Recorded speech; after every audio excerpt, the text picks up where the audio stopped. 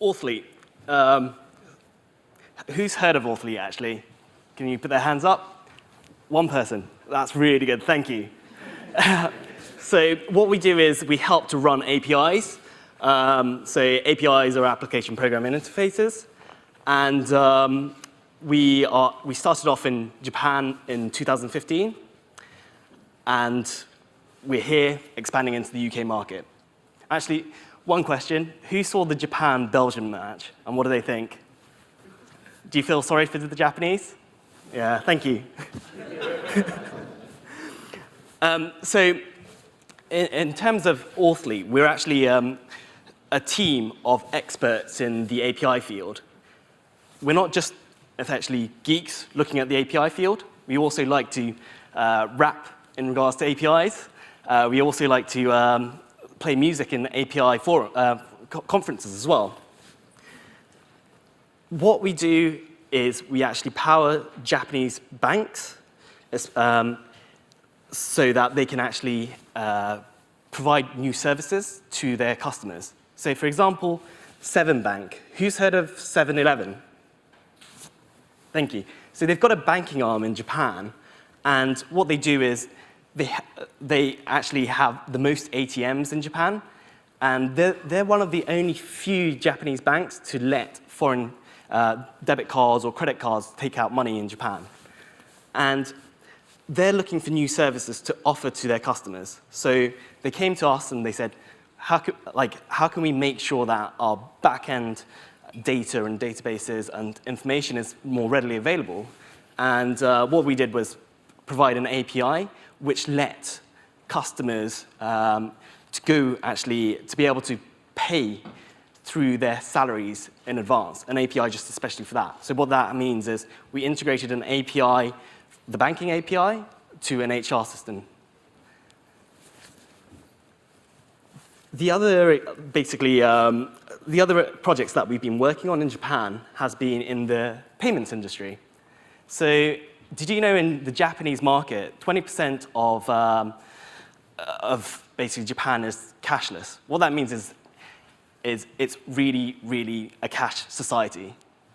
So there's a lot of actually room for parties in the payment industry to help the Japanese economy become cashless. So there's actually a lot of space for a lot of fintechs, even in the UK, to get established in Japan. So for example, the likes of Revolut have come into the Japanese market, and what we've done is we've helped them to get introductions, so hopefully they can start using our APIs in the future in the Japanese market. In terms of how we've expanded out into the UK, what we're doing is actually we're providing an API authorization platform with the standards in OAuth, OpenID Connect, and the financial API standard, which is the open banking standard within the UK.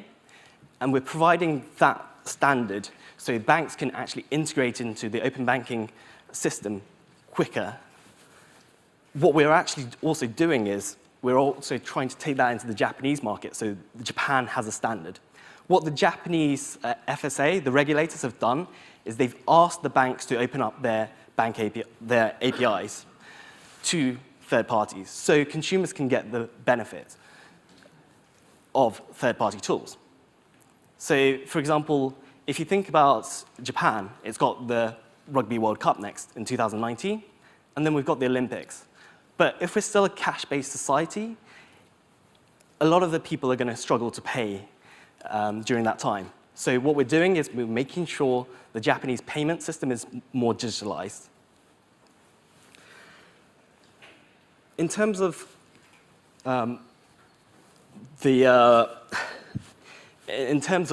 what we want to achieve from this talk is we want effectively people to be interested in the API community in different aspects. One is in the payment aspect, but one is also in regards to sustainability. So APIs help to communicate between the data and different products. What What we're working on has been looking at actually a farm out in Dubai and seeing if we can use the data set within the farm, it's called Maybe Farm, out in Dubai, and seeing if we can actually help to communicate the data set that the farm has through our API into different analytics or different analytic engines through our gateway, effectively. That's the sustainability factor. I don't know how many of you are interested in sustainability in this room. Can anyone raise their hands? Excellent. So basically, one is looking at the UN Sustainable Development Goals, and we think that's pretty important.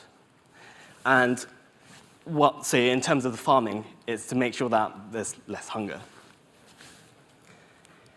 In terms of my experience, why have I got into the API side is because I was actually initially looking at financial inclusion, and I was actually at a financial inclusion startup, and APIs were the enablers to helping people get financially included. So in terms of the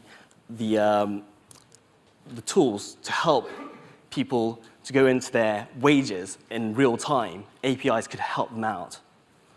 So that's why I've gone into it. I'm actually going to open up to everyone to ask me questions in regards to the APIs and in regards to what I want to get out, what you would like to get out of APIs, and see if anyone's interested in the API field.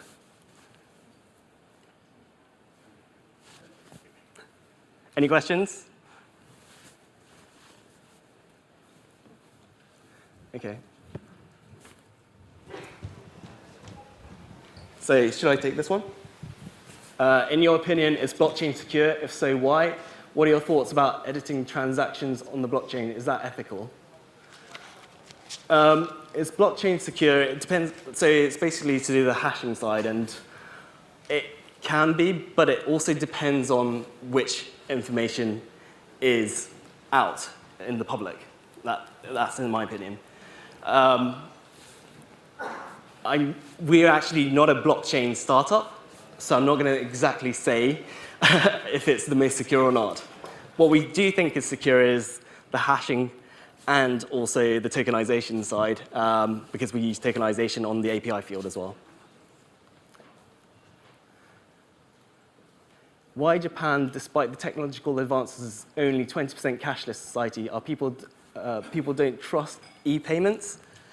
So Japan's a cashless society because, effectively, it's the money which the payments rail is charging to the merchants. So in the UK, for example, payments can be from 1% to 3% in terms of charges to the merchant fees. In terms of merchant fees. Japan, it's up from 3%. So it's really expensive for the merchants. So merchants would a lot of times hide their terminals behind in their shops because they didn't want to get charged this extra tax of 3%.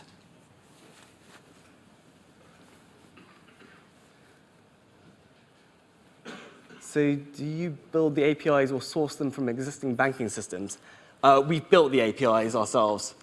We've built it so that we can actually integrate our APIs very quickly into the banking system. What's different about our APIs compared to what there is at the moment is that we can actually go for a hybrid approach whereby the authentication side can be done on the premises and nothing has to change on the banking side, but the authorization side can be done on cloud. So it's a nice hybrid approach. Once the first step effectively into the cloud for the banks and the financial institutes. So this is the last question. Okay, the last question. Are there any additional challenges with APIs for mobile use? I don't think there are any additional challenges. I think APIs have been around for a long time for mobile use, and it's very prevalent. But the thing is, it's a security factor. Security is it has to be very secure. And that's the same with blockchain. It has to be secure, and we provide a secure layer for the APIs. Great, thanks very you. much. Big hand for Tommy, thanks.